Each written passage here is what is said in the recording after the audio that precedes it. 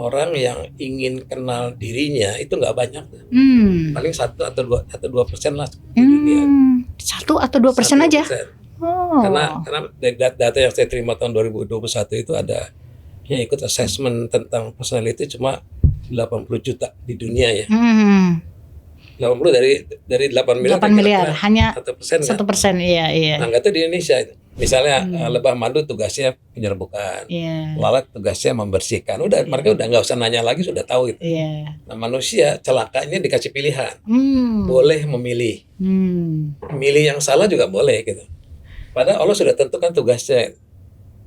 Allah maunya kamu pakai akal nerasa, carilah tugas kamu yang mana gitu. Gitu. Nah ini yang menarik, makanya akhirnya banyak orang yang tidak tahu nggak tahu tugasnya. Sebelum kita pilih jurusan, kita harus pilih mau jadi apa dulu. Mau jadi apa dulu? Profesi berarti ya, Pak? Profesinya. Kalau udah jelas itunya, maka baru cari jurusan yang sesuai dengan profesi yang dikejar. Jadi apa yang dia pelajari betul-betul kepake gitu. Ya, jadi sekarang kan orang waktu milih jurusan tidak lihat profesi, lalu dia belajar macam-macam di sini, profesi beda, nggak kepake. Makanya banyak orang yang kuliah di mana, ternyata kerjanya di mana, nggak nyambung ya. Halo classmates, welcome back to Edu Global Podcast. Sejak awal berdiri, Edu Global School punya satu keyakinan besar, yakni bahwa setiap anak itu unik, ya. Dan pendidikan bukan sekadar mengejar nilai, tetapi membantu anak menemukan minat, bakat, dan arah hidupnya. Karena itulah talent mapping menjadi bagian penting dalam perjalanan pendidikan di Edu Global School. Mulai dari pemetaan potensi siswa, penguatan peminatan, hingga persiapan jurusan kuliah dan arah karir masa depan. Dan hari ini kita akan ngobrol lebih dalam tentang itu semua. Classmates, sudah hadir nih bersama kita Abah Rama Royani, tapi biasa kita panggil Abah ya. Beliau itu adalah founder Lead Pro dan juga sekaligus penemu talent mapping di Indonesia ya. Dan beliau telah mendampingi ribuan individu, mulai dari keluarga juga, sekolah, bahkan institusi ya, dalam menemukan arah hidup yang berbasis talent.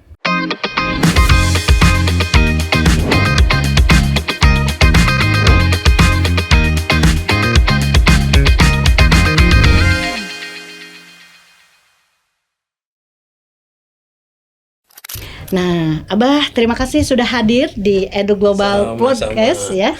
Apa kabarnya Abah hari ini? Baik ya, alhamdulillah. Ini Abah tadi langsung dari rumah ya, Abah ya? Abah rencana ke sini sebetulnya ada kegiatan atau emang sengaja nih kita undang untuk ini campuran ya, Abah ya? Ya, alhamdulillah.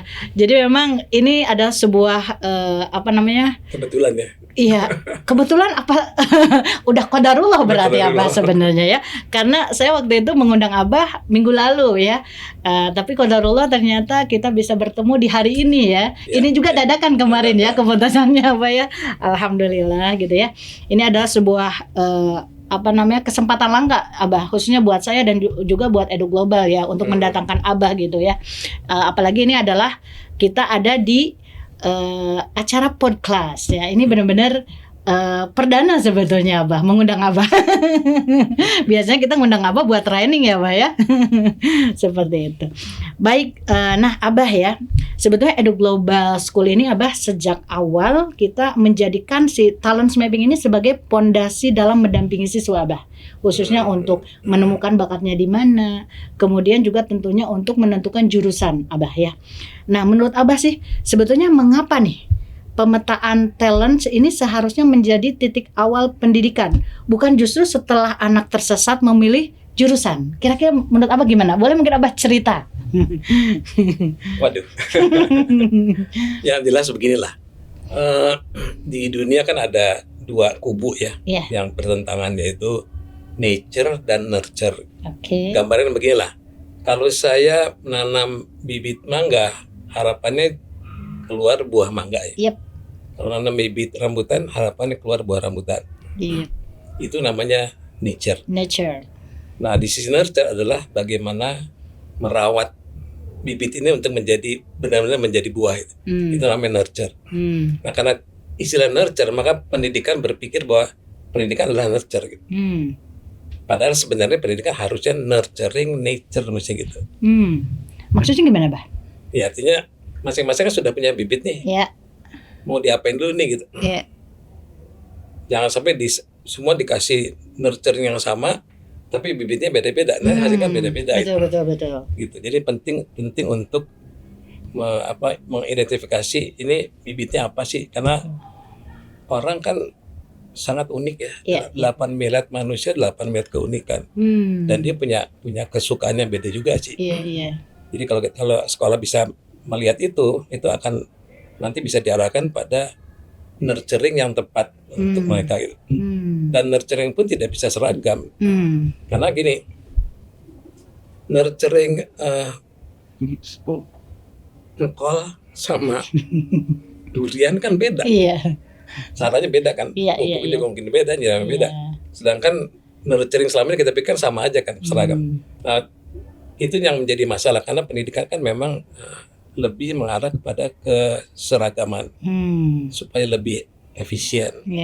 Sedangkan konsep nature itu lebih ke beragaman sehingga lebih efektif. Nah, tinggal bagaimana menggabungkan efektif dan efisien menjadi hal yang digunakan di pendidikan gitu. Jadi sebenarnya antara nature dan nature jangan dibenturkan gitu. Itu kan dua sisi mata uang. Iya. Jadi saling melengkapi ya. Saling melengkapi sebenarnya sih. Iya. Nah, selama ini kan dibenturkan. Bagus mana sana pas sini gitu. Yang bagus dua-duanya itu. Iya. Oke, Abah ya, terkait dengan pendidikan tadi ya, sebenarnya nurture yang di nurturing nature. Oke, Abah ya. Dan manusia itu kan unik ya. Tadi kan 8 miliar ya. 8 miliar di dunia ini ya, Abah ya. Dan ternyata masing-masing punya keunikannya. Nah, keunikan itu dilihat dari apanya nih, Bah? Sebetulnya. Dilihat dari apanya ya. Kenapa bisa unik gitu? Sebenarnya kan kita bisa rasakan misalnya gini, kalau ada dua anak kembar gitu, yang mukanya persis sama identik gitu, itu ibunya tahu loh dari sejak kecil tahu bisa membedakan A atau si B gitu. Itu di mana bedanya kira-kira? Identik ya? Identik. Kalau kita sebagai tamu bingung lihat itu, tapi ibunya tahu. Betul. Dari karakter kali ya, Bah?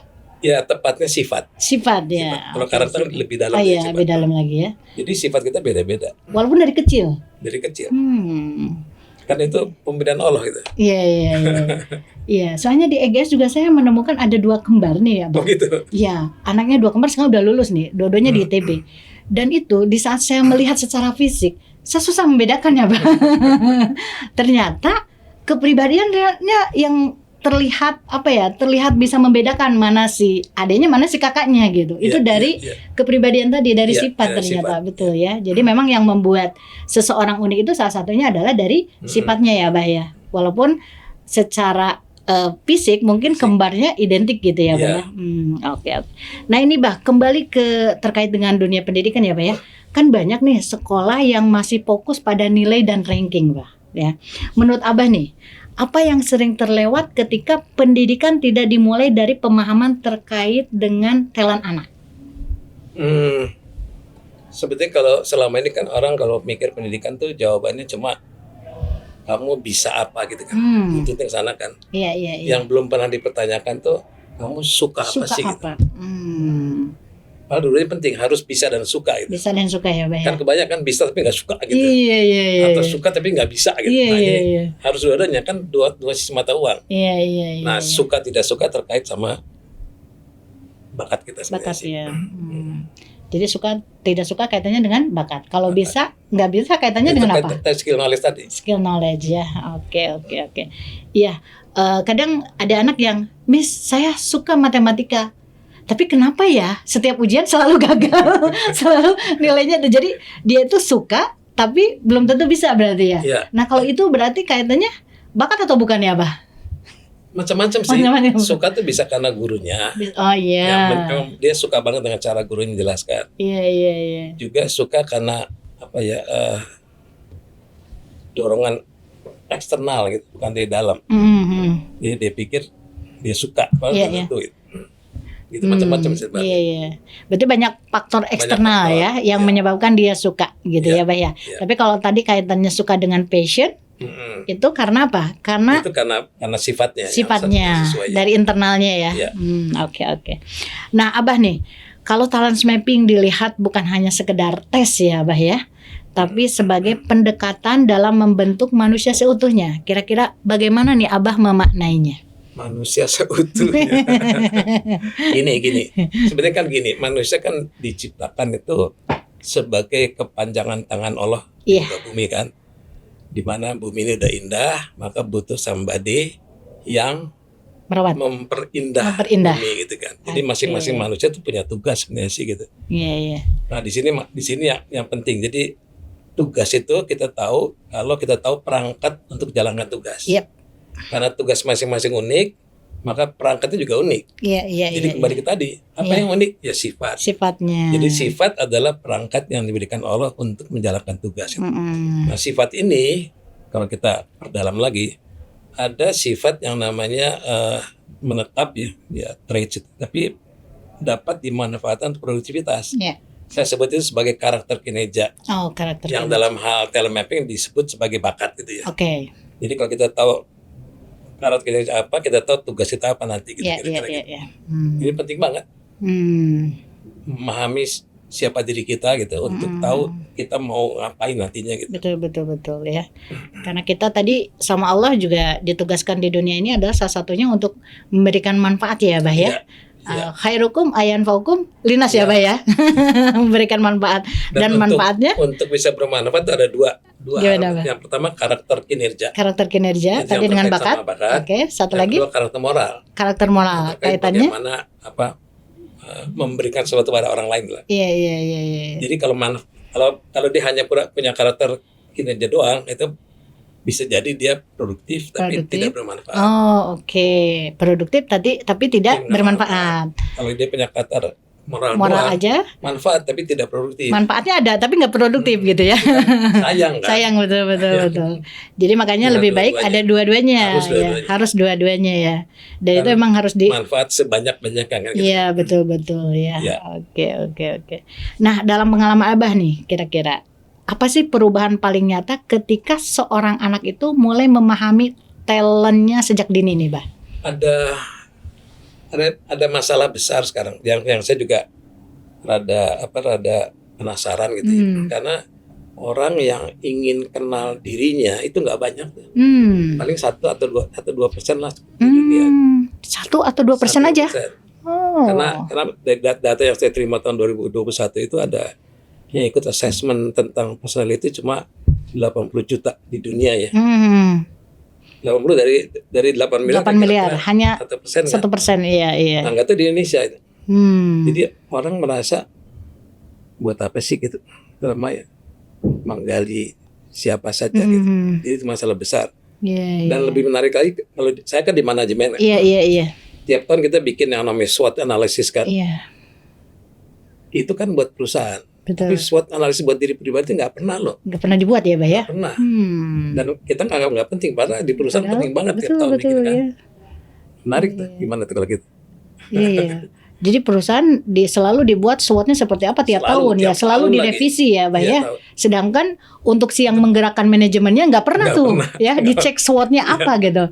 Padahal kalau udah tahu SWOT-nya, malah dia bisa mengoptimalkan dalam menggerakkan manajemen tersebut ya, Pak ya. Betul. Dan ada yang menarik ketika melakukan SWOT analisis, itu yang banyak dipakai yang weakness-nya. Kelemahannya ya, Pak ya. Bagaimana memperbaiki kelemahan, lupa. Berarti ada strength-nya luar biasa gitu. Dia punya kekuatannya ya. Jadi kalau dari talent mapping kita gimana, Bah? Fokusnya kemana nih? Strength-nya yang harus difokuskan ya, Pak ya. Iya, jadi kelemahannya mungkin bisa disiasati ya. Karena kan manusia nggak ada yang sempurna ya, Pak ya. Betul. Dengan keunikan itu manusia tidak ada yang sempurna. Justru di mana dia punya kekuatan itu yang kita fokuskan ya, Bah ya. Seperti itu. Oke. Jadi mungkin ya, Bah, kita ingin tahu nih, Bah, sebetulnya definisi bakat ini apa sih, Bah, menurut Abah? Menarik. Saya juga baru tahu tahun 2013 gitu. Itu. Bahwa ternyata definisi bakat itu macam-macam gitu.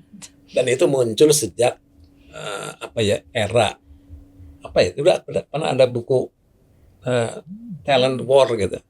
Jadi orang ngomong talent itu macam-macam ternyata. Dan ada 12 buku yang punya 12 definisi. Oh. Jadi hati-hati nih. Tapi di antara 12 ini saya bisa bagi 2. Sebagian bakat itu adalah sifat yang produktif, atau saya sebut karakter kinerja. Sebagian bilang adalah aktivitas yang produktif. Contoh misalnya ya, bakat menyanyi itu aktivitas gitu. Jadi selama orang kalau bakat mikirnya aktivitas kan. Iya. Tapi kalau telemapping, bakat adalah sifat yang produktif. Jadi definisi tepatnya adalah pola pikiran, perasaan, perilaku yang berulang-ulang dan alami dan dapat dimanfaatkan untuk produktivitas. Saya nyebutnya itu sebagai karakter kinerja. Karakter kinerja. Kan ada karakter kinerja, ada karakter moral. Iya. Jadi keistimewaan seseorang untuk menghasilkan produktivitas setinggi mungkin. Semaksimal mungkin ya. Gitu ya. Jadi kayak pola pikir, perasaan, perilaku. Kok jadi inget cipta rasa karsa? Ya, memang itu. Memang cipta rasa karsa dalam bahasa kita. Oke. Atau ada kaitan dengan iman nggak? Iman itu kan diucapkan, diyakini, sama dilakukan. Betul ya, Pak? Kan bakat dalam konsep telemapping itu kan sebenarnya bagian dari ruh yang ditiupkan pada diri kita. Makanya kan muncul sejak 120 hari sejak pembuahan kan. Di dalam sudah ada di dalam sudah ditentukan ya bakatnya sama Allah ya. Tinggal tugas kita adalah mencari potensi itu tuh di mana gitu ya. Menarik ya. Kan sebenarnya setiap makhluk di muka bumi ini ada kan? Iya. Dan pasti ada alasan keberadaannya. Betul. Itu namanya tugas. Berarti semua makhluk punya tugas. Nah bedanya makhluk di luar manusia itu tidak punya pilihan. Tapi tetap ada tugasnya kan? Ada. Cuman jadi, mereka tidak bisa memilih. Ya misalnya lebah madu tugasnya penyerbukan. Lalat tugasnya membersihkan. Udah mereka udah nggak usah nanya lagi, sudah tahu gitu. Nah manusia celakanya dikasih pilihan. Boleh memilih. Milih yang salah juga boleh gitu. Padahal Allah sudah tentukan tugasnya. Allah maunya kamu pakai di akal nerasa, carilah tugas kamu yang mana gitu. Gitu. Nah ini yang menarik, makanya akhirnya banyak orang yang tidak tahu nggak tahu tugasnya. Nggak tahu tugasnya ya. Karena pilihan begitu banyak, maka dia milih apa yang dia suka, bukan apa yang dia harus gitu ya. Jadi tadi setiap manusia atau setiap makhluk yang diciptakan itu dia punya tugasnya. Hanya manusia aja yang diberi pilihan. Karena mungkin manusia dikasih akal ya. Jadi mereka bisa memilih ya. Mereka, kita maksudnya ya. Oke. Nah ini kalau tugas, selain tugas apa lagi nih, Bah? Sebenarnya tugas ini kaitannya dengan apa nih, Bah? Ya tadi, jadi awalnya kan manusia itu kan kepanjangan tangan dari Allah kan. Iya, betul. Jadi masing-masing orang punya tugas tertentu setiap orang kan. Tugas. Dan tugas itu pasti ada perangkat untuk jalankan tugas itu. Nah perangkatnya yang unik adalah sifat kita. Jadi sifat adalah perangkat unik yang Allah berikan untuk menjalankan tugas itu. Itu sebabnya kita harus lihat mau jadi apa dulu nanti sesuai dengan sifat kita, lalu baru cari jurusan. Dan itu ada di Al-Isra 84 kan. Al-Isra 84. Ya, setiap orang bekerja sesuai dengan pembawaannya masing-masing. Gitu. Gitu. Pembawaan kan sifat. Iya. Jadi berdasarkan syakilah ya, Pak. Kalau nggak salah ya Al-Isra itu ya. Oke. Jadi berdasarkan pembawaan masing-masing dan itu emang udah ditentuin sama Allah dari sejak kita di alam rahim ya sebenarnya. Bibitnya ya. Oke. Cuman ya rahasianya dah kita nggak tahu ya. Dan tidak dikasih tahu. Betul. Oke. Abah mungkin sering bertemu atau siswa atau keluarga gitu ya, Bah ya, yang mungkin sebenarnya di keluarga itu ada anak yang mungkin berprestasi gitu ya, Bah ya, namun tidak bahagia kayak tadi mungkin ya. Tadi bisa tapi nggak suka tapi nggak bisa, produktif tapi tidak tidak bermanfaat, atau kebalikannya bermanfaat tapi tidak produktif gitu ya. Nah kalau ini mah mungkin dia berprestasi tapi tidak bahagia gitu, Abah ya. Nah menurut Abah nih, apa sih hubungan antara ketidaktepatan ini kalau kuliah ya, ketidaktepatan jurusan dengan ketidaksadaran terhadap talent diri, Pak? Jadi gini nih, jadi kalau kita ngomong ketidaktepatan jurusan sebenarnya belum dari sana, harus mulai dari apa namanya? Jadi gini, sebelum kita pilih jurusan kita harus pilih mau jadi apa dulu. Mau jadi apa dulu? Profesi berarti ya, Pak? Profesinya. Kalau udah jelas itunya, maka baru cari jurusan yang sesuai dengan profesi yang dikejar. Jadi apa yang dia pelajari betul-betul kepake gitu. Jadi sekarang kan orang waktu milih jurusan tidak lihat profesi, lalu dia belajar macam-macam di sini, profesi beda, nggak kepake. Makanya banyak orang yang kuliah di mana, ternyata kerjanya di mana, nggak nyambung ya. Banyak itu yang terjadi. Karena memang ketika milih jurusan mereka tidak melihat nanti mau jadi apa sih, nggak kebayang. Padahal kan di dunia ada yang namanya person job fit. Gitu. Person job fit. Jadi antara pekerjaan sama orang itu ada fitnya. Kecocokan. Orang kan maksudnya potensi dia kan. Iya. Nah kita mesti lihat itu dulu. Kita cocoknya di pekerjaan apa sih gitu. Baru milih jurusan apa yang paling tepat gitu. Iya. Jadi sebenarnya bukan ketidaktepatan jurusan, tapi ketidaktepatan profesi yang dikejar kali ya, Bah ya. Iya. Bisa jadi gitu. Nah, berarti kalau dia yang pertama harus tahu nih profesi apa yang yang diinginkan, sebetulnya nyambung ya. Kalau kita anaknya pernah tes talent swapping bisa nyambung ke sana ya, Pak ya. Karena di talent swapping itu kalau tidak salah kan kebanyakannya aktivitas ya, Pak ya. Iya. Aktivitas, kemudian tema bakat, dan itu emang kaitannya dengan profesi banget ya, Pak ya sebenarnya. Ya, jadi memang yang unik di talent swapping adalah di luar bakat sebagai hasil pertama gitu, juga ada yang namanya potensi kekuatan. Betul. Itu aktivitas. Artinya kalau kita tahu potensi kita di mana, sebelum itu potensi kekuatan dalam konsep telemapping adalah kumpulan dari job desk. Kumpulan jadi job desk. Kira-kira job desk berapa banyak sih di dunia? Banyak apa? Ayo. Kayaknya. Coba lihat di AI. Berapa jumlah job desk di dunia? Itu jawabannya tuh banyak banget, ratusan ribu. Nah, saya tahun 2004 itu nggak sengaja bikin penelitian di Indonesia. Berapa sih jumlah pekerjaan di Indonesia? Waktu itu dapat 18.000 pekerjaan. Kalau saya pilah, lalu saya jabarkan dalam job desk, ternyata jumlah job desk cuma 99. 99. Kok jadi kayak Asmaul Husna, Bah? Maksa. Sepertinya antara 1900 sampai 99. 99 ya, Bah ya? 99. Itu jadi kalau seorang anak pernah melakukan aktivitas itu, dan dia rasakan enjoy isinya, maka itulah potensinya gitu. Potensi ya. Cukup dengan 99 loh. Diwakilin dengan 99 itu ya, Pak. Dan semua job desk pasti pakai yang 99 pasti. Nah, memang tahun 2007 teman-teman di BPPT agak protes karena dia bilang, "Nah, ini cukup nggak sih 99?" Saya bilang loh, di dunia belum ada loh. Paling banyak 52 paling banyak konsep leader itu. Udah pakai dulu lah. Sejak itu kami pakai di berbagai macam organisasi. Sampai sekarang masih bisa kepake. Si 99 itu ya. Berarti 99 aktivitas ya, Pak ya, tadi ya. Aktivitas produktif ya. Produktif, betul. Dan dari sana baru nanti ketahuan, maksudnya tadi profesinya ya, Pak ya. Iya, karena kan kalau kita dari 99 itu biasanya orang punya kekuatan di 5 sampai 22 lah. Nah, dari kumpulan itu bisa nanti kelihatan profesi mana yang cocok. Contohnya apa aja nih, Abah, yang 99 itu diantaranya? Misalnya gini, 99 macam-macam sih. Itu kan dibagi dalam 7 wilayah. 7 wilayah. Jadi kerja itu ada 7 wilayah. 7 wilayah. Apa aja nih 7 wilayah? 3 itu interpersonal, jadi ketemu orang. Oke, kaitannya dengan interpersonal, ketemu orang ya, Bah ya. Yang 4 tuh individual, kerja sendiri. Nah, yang 3 ini itu dibagi yang pertama adalah mengendalikan. Menyuruh-nyuruh, ngatur-ngatur. Kita di atas orang lah. Yang tengah ini bekerja sama seperti memotivasi, mengembangkan. Yang bawah ini melayani, merawat. Nah, di antara 3 ini, Ali senang yang mana? Saya lebih senang mengendalikan orang. Oke, kalau saya enggak, saya 0. Gitu, saya lebih senang mengembangkan. Nanti ada yang lain senangnya melayani. Ngapain Israel gitu ya. Nah, itu kenapa beda? Karena sifat kita beda. Sifat kita beda ya, Pak ya. Itu dari sisi interpersonal. Sekarang dari sisi individual, itu dibagi 2. Mikir sama nggak banyak mikir.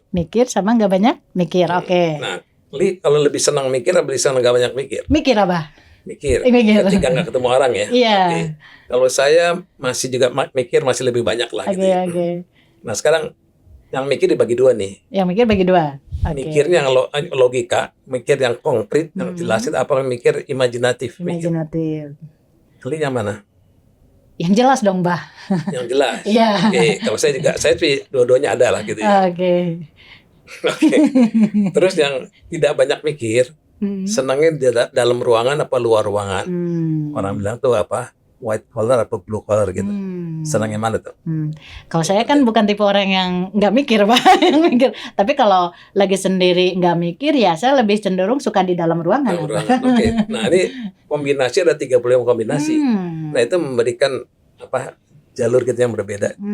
Itu dari sifat kita sebenarnya. Dari sifat ya, Pak ya. Itu apa namanya? Konsep yang paling sederhana di talent mapping. Jadi yang 99 tadi bisa dikerucutkan ke 30, ya? Bisa dikerucutkan lagi dari 7 gitu. 7 wilayah tadi. Walaupun ya? di antara 37 ada lagi 17, tapi itu belum kita publish lah itu. Oke. Iya. Jadi bahkan dari yang 7 aja udah bisa ngegambarin ya, si anak ini kayak gimana gitu ya. Betul. Termasuk juga mungkin nanti profesi yang cocok nih ya tadi. Iya. Ini profesinya bagusnya mikir apa nggak mikir gitu ya. Bener ya. Terus dia profesinya kalau ternyata dia tipe orang yang nggak ketemu orang, ya udah. Ada orang gini. Back office aja ya, Pak ya. Ada orang yang senangnya dalam ruangan dan senangnya mikir logika. Udah nggak senang ketemu orang. Kira-kira cocoknya apa ya? Jadi analis di belakang gitu, teknik sih. Ya bisa analis, bisa riset, bisa programmer, bisa coding ya, betul. Accounting ya bisa kan? Accounting ya, iya, kan? Tapi yang nggak ketemu sama orang ya, lebih kan, ke risetnya ya. Accounting, iya sih. Tapi kadang mereka ketemu orang juga, tapi cuma sekali-kali ya. Tapi dominannya nggak ketemu orang. Iya. Oh iya ya, berarti tadi cukup juga ya dari 7 wilayah dan itu sudah paling lengkap di dunia. Karena di dunia berapa sih yang pernah didengar? Kan ada MBTI 16 MBTI kan? cuma 16, iya. Ada DSC. DSC 4. Semuanya segitu, ada yang 9 gitu. Ini kan 35. Kalau ini 35 gitu. Karena tadi kan 7 dikali 5 ya. Kombinasi 3 dari 7. 3 dari 7, betul. Itu hanya dengan wawancara 5 pertanyaan, nggak sampai 5 menit. Udah kebayang gitu. Jadi luar biasa ya, Bah, pengembangan daya talent mapping itu ya, Bah ya. Ternyata ya. Oke, nah Abah ya, berarti tadi sebenarnya lebih ke apa ya istilahnya, ya tentukan dulu ya profesi yang mau dikejarnya apa gitu ya. Nah baru nanti setelah itu pilih jurusan yang memang menunjang ke profesi tersebut, sehingga pas jurusan itulah kita akan belajar sesuai dengan jurusan tadi ya, pas nantinya. Jadi nyambung ya, Mbak ya, di saat belajar sama nanti profesi ya. Kebanyakan kan sekarang malah belajarnya jurusan apa, kerjanya di mana gitu ya, Pak ya. Jadi betul ininya ya ternyata ya. Jadi tidak sedikit ternyata ya mahasiswa di Indonesia yang salah jurusan itu ya, Pak ya. Dengar di dunia, bukan hanya Indonesia ya, Pak ya. Kan di penelitian 2014 di Amerika kan juga 11% yang sesuai antara studi dengan pekerjaan ya. 11% ya. 11%. Berarti masih ada 89 yang enggak sesuai ya. Tidak sesuai. Kalau di Indonesia penelitiannya terakhir berapa? Katanya 87 kan. 87. Tapi enggak.